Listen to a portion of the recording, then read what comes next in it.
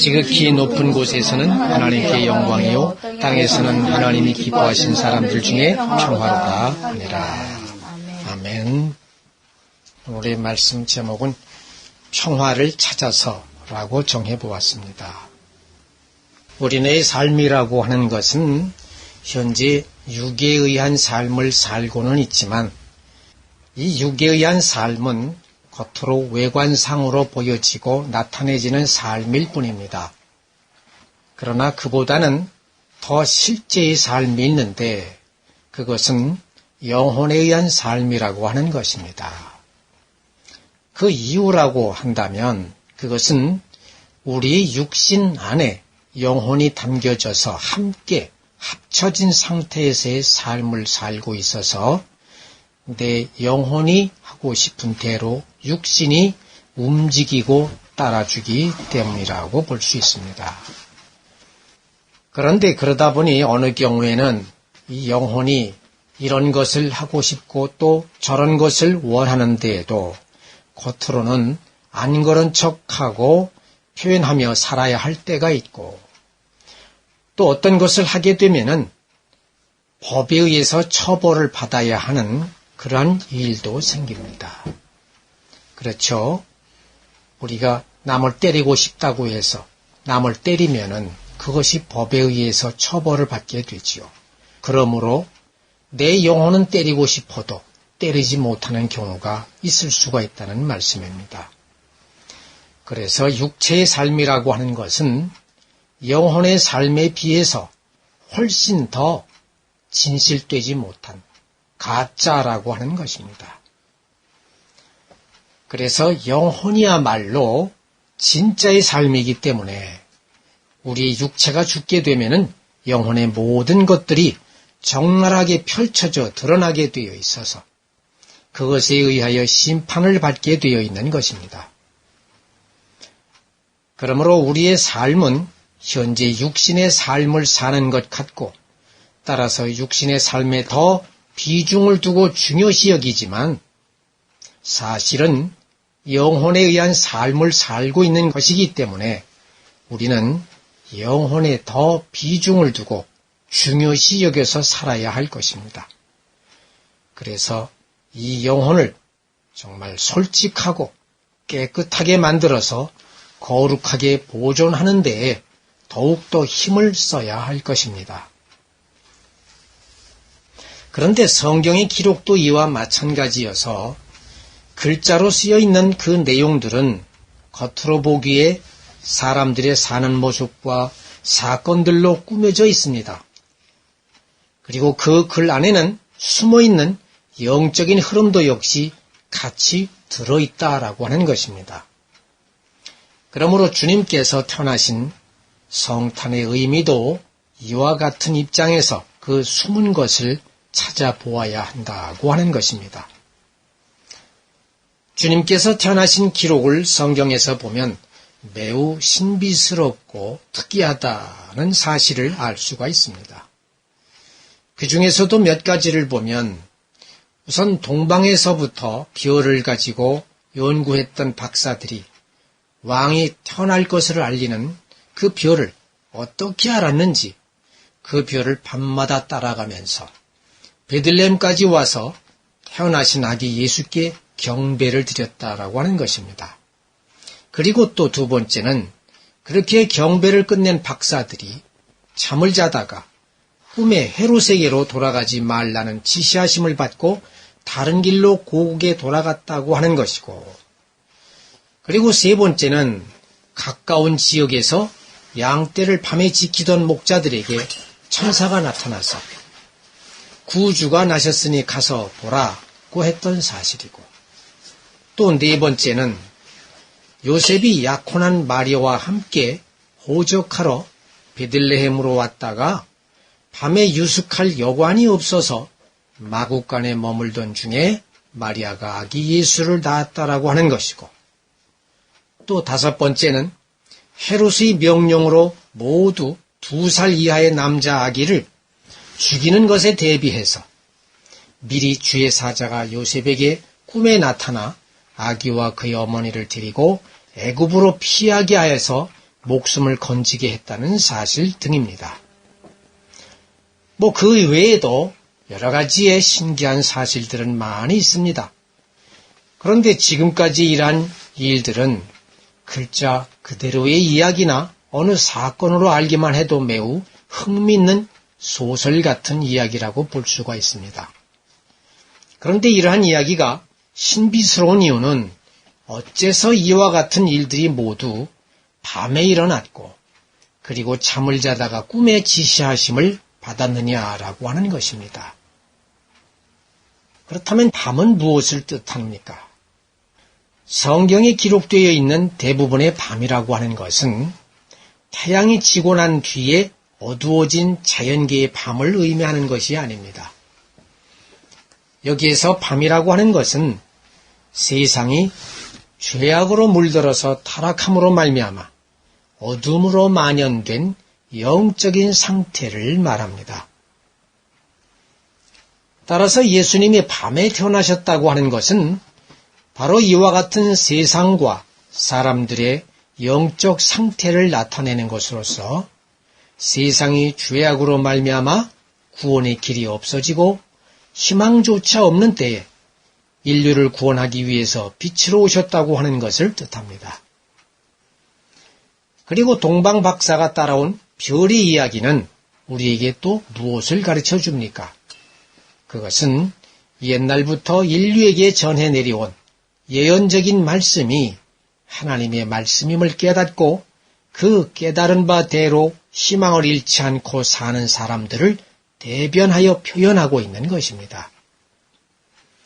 그래서 우리가 진리 안에서 바르게 깨닫고 주님을 따를 때에 주님을 만날 수 있게 된다는 것을 알려주시고자 하는 숨은 뜻이 있는 것입니다. 그래서 여기서의 별은 진리에 속한 깨달음과 총명함을 상징합니다. 그리고 따뜻한 방에서 태어나지 않고 마구간에서 태어나셨다고 하는 것은 무엇을 가르쳐 줍니까? 그것은 가장 낮은 자리에서 그리고 어느 누구로부터도 환영받거나 축하를 받지 못한 상태로부터 하나님의 일은 시작이 되었다고 하는 것을 뜻합니다. 그렇습니다. 세상은 주님이 태어나시는 것을 좋아할 리가 없겠지요. 어둠은 빛을 좋아할 리가 없기 때문입니다.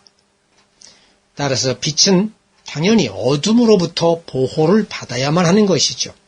그것을 성경에서는 주님의 천사가 나타나 보호하고 또 선택받은 자들에게 알리는 이 일을 하는 것으로 기록하고 있는 것입니다.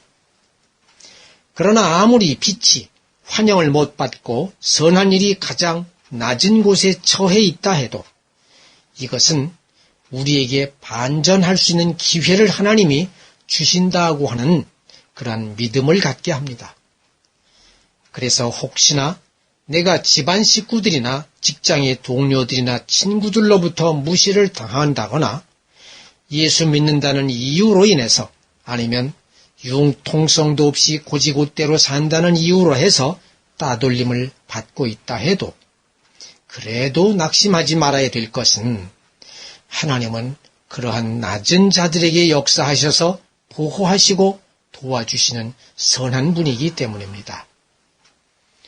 그리고 하나님은 세상의 미련한 것들을 택해서 지혜 있는 자들을 부끄럽게 하시고 또 세상의 약한 것들을 택해서 강한 것들을 부끄럽게 하신다고 그렇게 하신다는 사실입니다.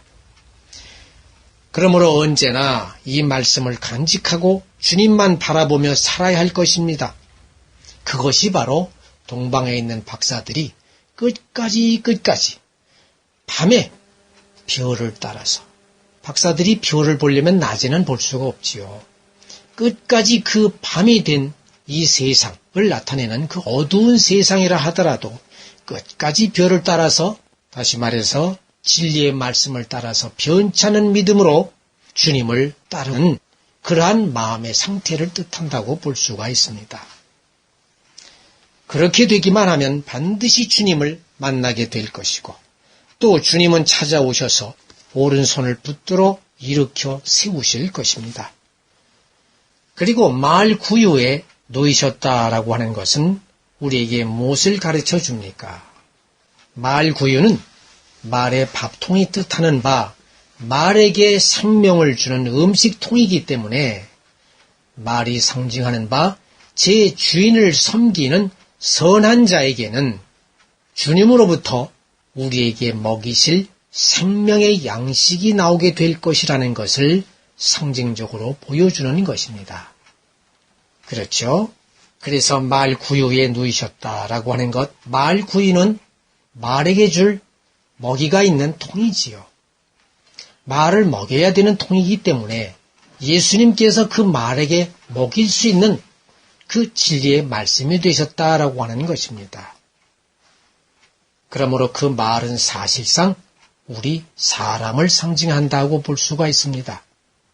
그리고 말은 아주 자연적인 그리고 일반적인 사람 속에 들어있는 선함이다라고 볼 수가 있습니다. 그래서 말은 제 주인의 말을 듣고 제 주인을 끝까지 섬기는 자로서 일생을 다하는 그리고 일생을 마치는 그러한 가축이기 때문에 그렇다고 볼 수가 있는 것입니다. 그리고 또 양떼를 밤에 지키던 목자들에게 천사가 나타나는 것은 우리에게 무엇을 가르쳐 줍니까? 여기서의 양떼는 악으로 물든 어두운 세상에서 그나마도 주인의 음성을 잊지 않고 따르고 선하게 살고자 하는 하나님의 백성들을 상징합니다.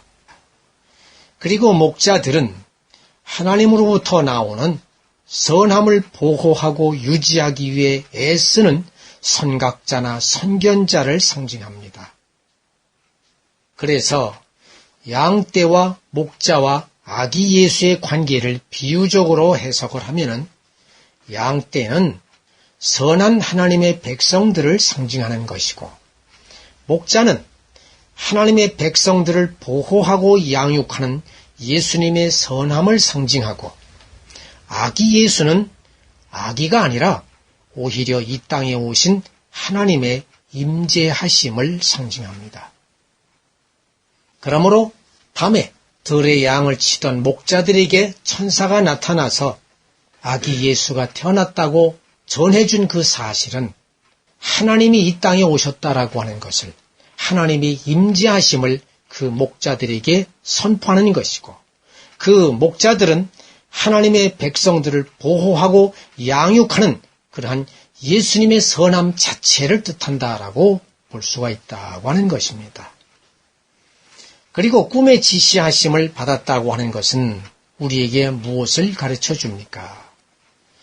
여기서의 꿈은 현실과는 다른 영혼의 영적인 상태를 통해서 하나님과의 관계가 이루어지게 된다고 하는 것을 우리에게 보여줍니다.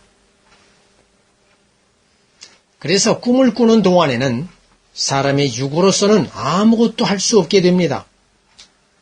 또한 육은 죽은 것처럼 꼼짝하지 못하지만 그런데도 영혼의 활동은 이루어져서 꿈속에서 살아있습니다.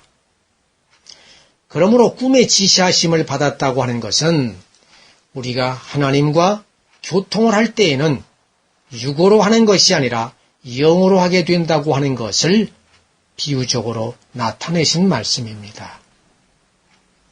그래서 육으로는 죽은 자로 돼 영으로만 가능하다는 것을 나타내고 있는 것입니다.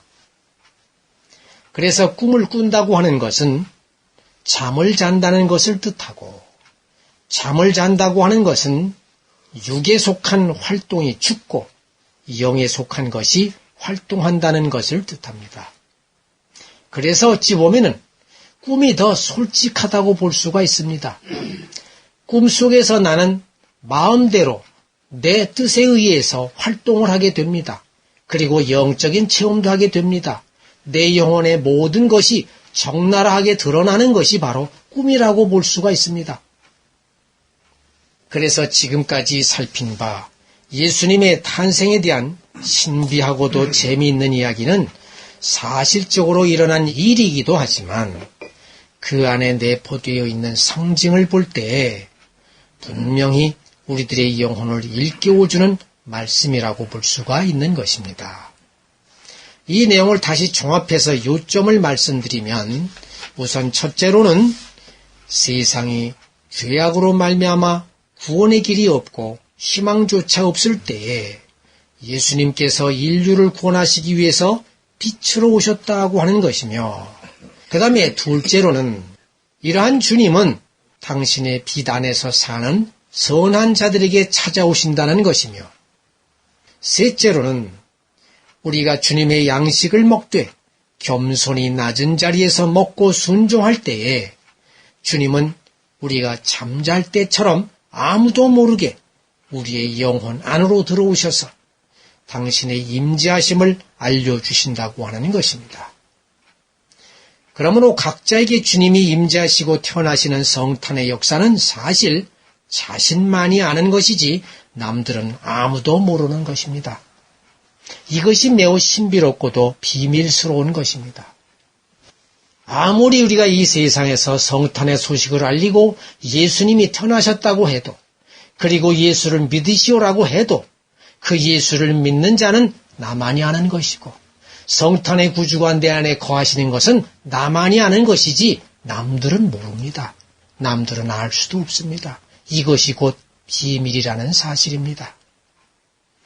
그런데 바로 이 속에서 우리는 주님과 참된 평화를 맛볼 수 있게 되는 것이죠.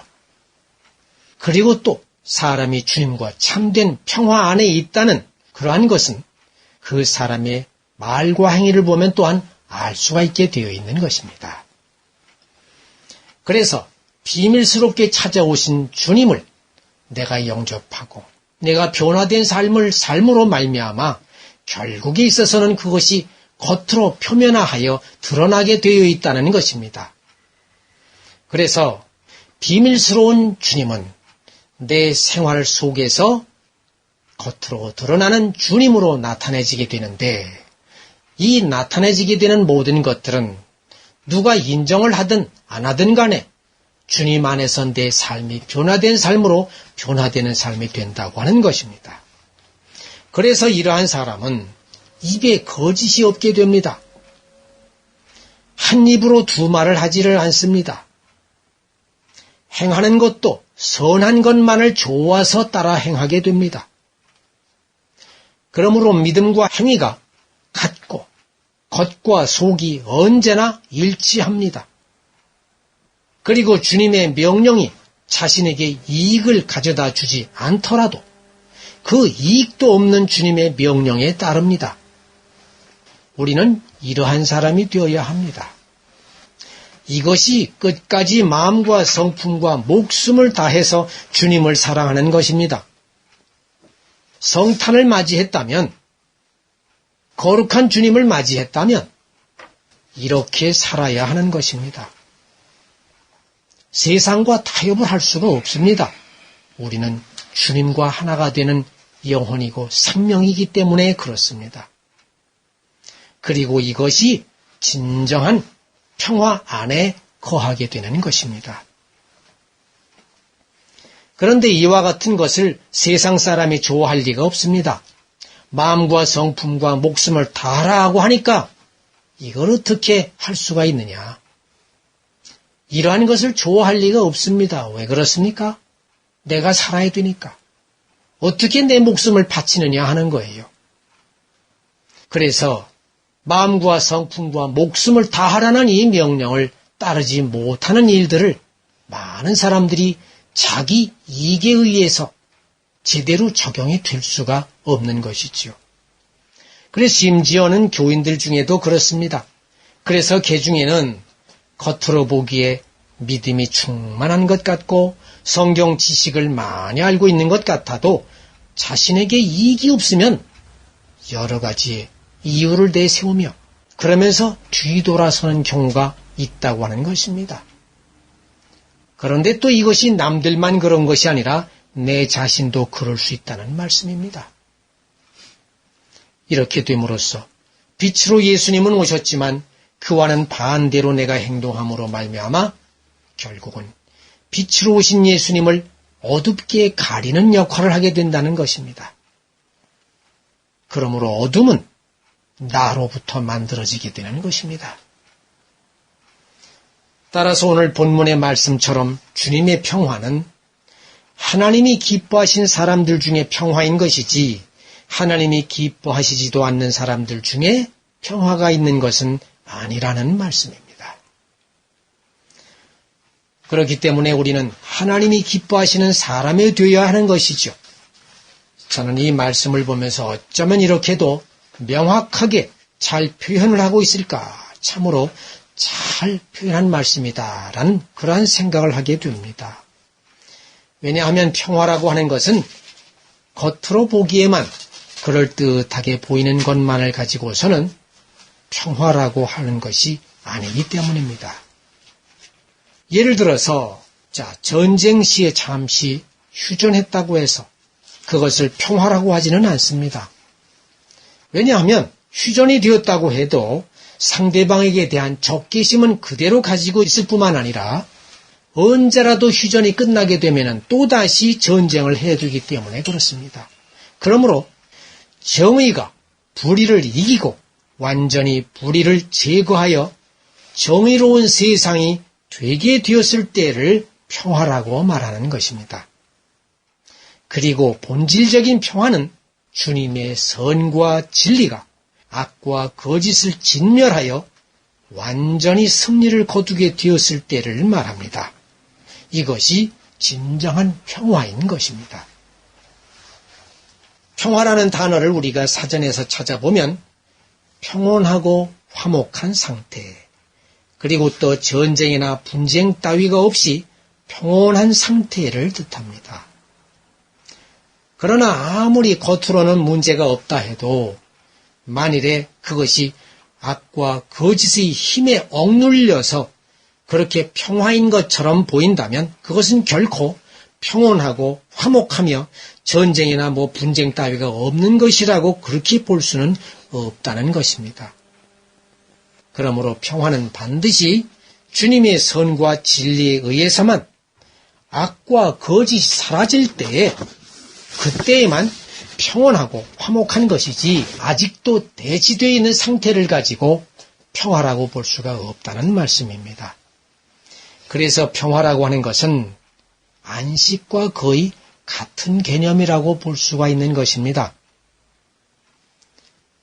왜냐하면 하나님이 사람을 완성하신 뒤에 안식하셨듯이 우리 인간들이 진정한 사람들이 되기 위해서 주님의 선과 진리로 악과 거짓을 물리쳐서 이렇게 승리함으로 인해서 더 이상 싸울 것이 없는 상태가 만들어지게 될 때에 그것을 진정한 평화의 상태다 또는 안식의 상태다라고 할 수 있기 때문입니다.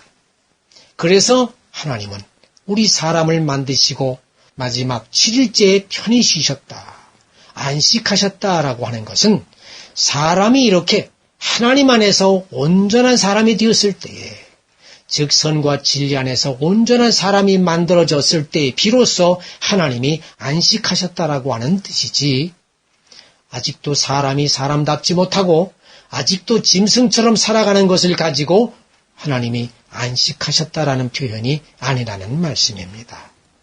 그러므로 평화라고 하는 것은 안식과 아주 흡사한 거의 같은 개념이라고 볼 수가 있다는 말씀입니다. 따라서 진정한 평화라고 하는 것은 인간의 악과 거짓이 주님의 선과 진리에 의하여 정복될 때에만 오게 되어 있다는 말씀입니다. 그러므로 우리가 본문의 말씀처럼 땅에서는 하나님이 기뻐하신 사람들 중에 평화로다는 말씀을 반드시 우리가 이루어내기 위해서, 아니 내 안에 주님이 평화의 왕으로 탄생하시기 위해서는 우리가 반드시 내 안에 가지고 있는 악과 거짓을 주님의 선과 진리로 정복시켜야만 되는 것입니다. 그리고 그럴 때까지 그것들과 싸우는 일을 해야만 되는 것입니다. 이렇게 하는 자를 표현하기를 작은 예수 같은 자다라고 이렇게 말할 수가 있는 것입니다. 그러므로 예수님은 평화의 왕으로 오셨고 평강의 왕으로 오셨다고는 하고 있지만 사실 그렇게 되기 위해서는 주님께서는 싸우는 검을 우리에게 주시러 오셨다라고 볼 수도 있는 것입니다. 그래서 마태복음 10장 34절에도 우리가 다 알고 있듯이 내가 세상에 화평을 주러 온 줄로 생각하지 말라. 화평이 아니요 검을 주러 왔노라고 하셨던 것입니다. 그러므로 내 안에 악과 거짓을 도려내기 위해서 주님께서 오신 것이라는 말씀입니다.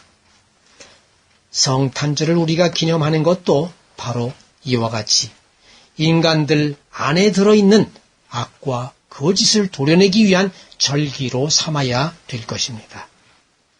그래서 땅에서는 하나님이 기뻐하신 사람들 중에 평화로다 라고 하는 그 말씀이 내게 이루어져야 할 것이고 또한 주님의 참된 평화가 내 안에 이루어져야 할 것입니다. 성탄절이 되면 교회가 소외된 사람과 불우한 사람들을 찾아가서 온정을 베풀며 나누는 일을 하는 것을 많이 하게 됩니다. 이와 같은 일은 참으로 좋은 일이라고 볼 수가 있습니다. 그러나 그렇다고 해서 그것이 성탄절의 참된 의미는 아닙니다. 성탄절이 참된 의미는 그것보다도 이제껏 말씀드렸다시피 그분의 선과 진리로 악과 거짓을 버리고 회개하여 주님을 구세주로 영접하고 그와 동시에 죄로 인해 어두운 세상을 주님의 빛으로 밝히는 일입니다. 그래서 그분이 내 자신과 모든 사람들에게 태어나야 하는 것입니다. 이렇게 됨으로써 주님이 사람 안에 태어나시지만 사실은 사람이 주님 안에서 다시 태어나는 것이 됩니다. 그러므로 크리스마스의 예수 탄생은 예수님만이 태어나는 날이 아니라 실상은 내가 다시 태어난 날로 변화되는 날이다라고 하는 것입니다. 이것이 바로 평화와 화평의 날이 되는 것이고 내가 태어난 날이 바로 그렇게 평화와 화평의 날이 되는 것이라는 말씀입니다. 그리고 예수님께서는 이 땅에 헐벗고 굶주린 자를 위해서 오셨다고 하는 말을 종종 우리들이 사용하는 것을 보게 됩니다. 자, 이 말씀에서 헐벗었다고 하는 것은 실제로 옷이 없거나 다 낡고 헤어져서 입을 만한 옷을 제대로 걸치지 못한 초췌한 사람을 뜻하는 것이 아닙니다. 왜냐하면 옷이라고 하는 것은 진리에 의한 삶을 뜻하기 때문입니다. 요한계시록 19장 8절에서도 그에게 빛나고 깨끗한 세마포옷을 입도록 허락하셨으니 이 세마포옷은 성도들의 옳은 행실이로다 라고 되어 있습니다. 성도들의 옳은 행실, 이것이 옷이라고 이렇게 말씀하고 있는 것입니다. 그러므로 천사의 옷이 매우 빛나고 아름답다고 하는 것은 돈이 비싸고 무슨 고급스럽게 만든 옷이다 이래서 그 천사의 옷이 매우 빛나고 아름답다라고 하는 것이 아니라 영적인 뜻으로서 진리에 의한 선한 삶이 훌륭하다라고 하는 것을 표현하고 있는 것이 그 뜻이다라고 하는 겁니다. 그래서 진리에 의한 선한 삶을 산 자가 바로 천사와 같이 아름다운 것이고 빛으로 빛나게 되어 있다라고 하는 것입니다. 그러나 그와 반대인 사람은 어떻습니까? 행실이 올바르지 못하고 남에게 흉이 잡히는 사람은 헐벗은 사람이다라고 이렇게 표현되어지는 것입니다. 그러므로 예수님께서 헐벗은 자를 위해서 오셨다고 하는 것은 바로 진리의 말씀대로 살지 못하는 인류를 위해서 옳은 행실의 옷을 입히려고 오셨다고 하는 것을 뜻합니다. 그래서 진리의 말씀으로 이 세상에 오시고 수많은 사람들이 진리의 말씀으로 바르게 살고 선하게 살아갈 때 비로소 그들에게 옷이 아름답게 빛나게 입혀진다고 하는 것, 이것을 우리에게 주시기 위해서 오셨다라고 하는 것입니다. 그것이 바로 헐벗은 자를 위해서 오셨다라고 하는 뜻입니다. 그 다음에 굶주린 자를 위해서 오셨다라고 표현을 하지요. 굶주린 자라고 하는 것도 실제로 음식물을 먹지 못하여 배고프고 허기진 자를 뜻하는 것이 아닙니다. 그것도 진리의 말씀이 무엇인지 알지 못하여 헤매고 영생의 길이 무엇인지를 몰라 애타하며 구원의 말씀을 얻기 위해서 언제나 갈급해 있는 자를 뜻합니다. 그러므로 예수님께서 굶주린 자를 위해서 이 땅에 오셨다라고 하는 것은 구원의 진리와 영생의 길이 무엇인지 몰라서 애타하며 허기가 진 그러한 인류를 위해서 오셨다라고 하는 것이 바로 굶주린 자를 위해서 오셨다는 말씀입니다.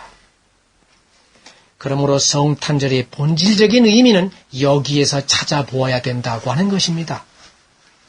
만일에 먹을 것과 마실 것과 입을 것을 제공하여 육을 살린다고 해도 사실 영혼이 죽으면 그 육은 아무짝에도 쓸모가 없는 것이 됩니다. 그러므로 하나님께서 우리를 향하신 관점은 우리의 먹고 마시고 입는 것에 관심이 있는 것이 아니라 오직 영혼이 사느냐 죽느냐에만 관심이 있는 것이고 천국에 올라와서 너희가 나와 같이 더불어 평화하느냐 안식하며 사느냐 바로 여기에다만 관심이 있는 것이라는 말씀입니다. 쉽게 말씀드려서 하나님은 사람이 이 땅에 부유하게 살거나 빈곤하게 사는 것에는 관심이 없으시고 오직 영혼 구원에만 관심이 있다는 말씀입니다. 그것을 위해서 예수님이 오신 것이라는 말씀입니다. 그래서 사람에게 정작 있어야 할 고향은 이 땅이 아니라 천국이다라고 하는 것입니다. 성탄절은 화려한 불빛을 감상하고 어떤 기분에 젖거나 즐기기 위해서 만들어진 날이 아닙니다. 성탄절은 예수님께서 가전 모욕과 천대와 괄지를 받아가면서까지 악과 거짓을 향해서 싸우시고 우리 그리고 나를 속량하시기 위해서 이 땅에 오신 날입니다. 그러므로 성탄절을 맞이하는 우리가 더욱 추구해야 될 것은 주님과의 만남입니다. 그 만남은 이미 2000년 전에 돌아가신 육체의 만남이 아니라 진리의 영으로 오신 성령과의 만남을 의미합니다. 우리는 지금 당장 사고로 죽을 수도 있습니다. 돌아가다 죽을 수 있습니다. 이런 말씀드리면 죄송합니다마는 내일도 죽을 수도 있습니다. 그러므로 성령의 만남은 예수님의 만남은 현재 지금 당장 이루어져야 하는 것입니다. 그런데 이 성령의 만남은 내가 많이 알고 있다는 성경 지식 또 내가 신앙생활을 오래 했다는 수십 년간 했다고 하는 어떤 경력 이것으로 이루어지는 것이 아닙니다. 성령은 그러한 안다는 어떤 경력과 학식과 논리와 이론을 배제합니다. 따라서 사도 바울도 그렇게 학식이 출중했었지만 그가 고백하기를 내 주 그리스도 예수를 아는 지식이 가장 고상하기 때문에 내가 그를 위하여 모든 것을 잃어버리고 배설물로 여긴다 라고 하였던 것입니다. 그렇습니다. 세상의 경력과 학문과 지식으로는 사람을 겉보기에는 고상하게 만들 수는 있어도 성령을 만나기는 못합니다. 그래서 우리가 좀 많이 배웠다는 지식층의 사람들은 하나님을 만나기가 대단히 어렵습니다. 오히려 그 안다고 하는 고상한 겉꾸밈으로 인해서 영혼을 치료하는 것을 더욱 힘들게 만듭니다. 그러므로 성령을 만나려면 전심으로 애타하며 생명을 다하여 주님을 만나고자 할 때에 즉 나의 생명과 주님의 생명이 맞닥뜨려서 만나지게 될 때에 우리는 성령을 체험할 수 있는 것이고 성령을 내 안에 모실 수가 있는 것입니다. 이렇게 해서 성령을 만나게 되면 이전 것이 다 지나가게 됩니다. 새 것이 오게 됨으로 말미암아 나의 기존에 있었던 생각과 의식이 바뀌어지게 되는 것이고 모든 악과 거짓으로부터 해방되게 되어서 새로운 말과 새로운 행동으로 새 삶을 살게 되는 것입니다. 이것이 바로 참된 평화인 것입니다. 그러므로 참된 평화는 겉꾸밈이 아닙니다. 지식으로 오는 것이 아닙니다. 주님의 생명이 내 생명으로 바뀌어지고 변화될 때 오는 것입니다. 그러므로 모든 것은 원천이 주님으로부터 오는 것이라는 사실입니다. 이제 말씀을 맺으려고 합니다. 성탄절은 주님의 오심을 뜻하고 마귀들에게는 선전포고를 뜻합니다. 내 안에 있는 악과 거짓에 대한 전쟁을 또한 뜻하는 것이고 성령의 역사로 인한 구원을 뜻합니다. 우리가 구원받는 것을 세상의 지식으로 구원받는다고 생각하면 큰 잘못입니다. 오직 구원은 주님의 영에 의해서, 주님의 생명에 의해서만 내 생명이 바뀌어지게 되어 구원을 얻을 수가 있게 되는 것입니다. 우리가 진정으로 주님을 믿는다면 우리도 역시 마귀들에게 선전포고를 한 것이나 마찬가지인 것입니다. 내가 주님을 믿는다라고 말한다면 당신 주님을 믿습니까? 네, 믿습니다. 이 말은 곧 마귀들과 귀신들에게 선전포고를 한 것과 같다는 말씀입니다. 그러므로 그 말을 한 이상에는 이제는 도망갈 수가 없습니다. 포로로 잡혀가서도 안 됩니다. 말로는 주님을 믿는다고 하고 마귀들에게 선전포고를 해놓고 그들에게 져서 나가 떨어져서는 그게 믿는 것이 아니라는 말씀입니다. 그래서 오직 이 전쟁에서 이기기 위해서는 우리는 사력을 다해야 할 것입니다. 그래서 전쟁에서 이긴 자에게만 참다운 평화가 찾아오게 되는 것이고 따라서 그에게만 생명의 멸류관이 주어지게 되는 것이라는 말씀입니다. 결국 참된 평화와 진정한 평안이란 주님의 선과 진리로 악과 거짓을 이길 때에만 있게 된다는 말씀입니다. 그렇다면 내 자신과 내 가정은 참다운 평화와 평안으로 가득 차 있습니까? 멀리 있는 것을 또는 남을 바라보지 말고 가까운 데 있는 나 자신을 살펴보고 가정부터 살펴보기 바랍니다. 만일에 악과 거짓이 존재하고 갈등과 싸움이 벌어지고 있다면 제 아무리 이 세상에서 성탄절이 왔다고 한들 아무리 떠들어대고 노래가 나오고 한들 나 자신과 가정에는 성탄절이 온 것이 아닙니다. 그리고 또한 성령 안에 있는 것도 아닙니다. 이 점을 알아서 우리는 악과 거짓을 주님의 선과 진리로 기필코 몰아내야 합니다.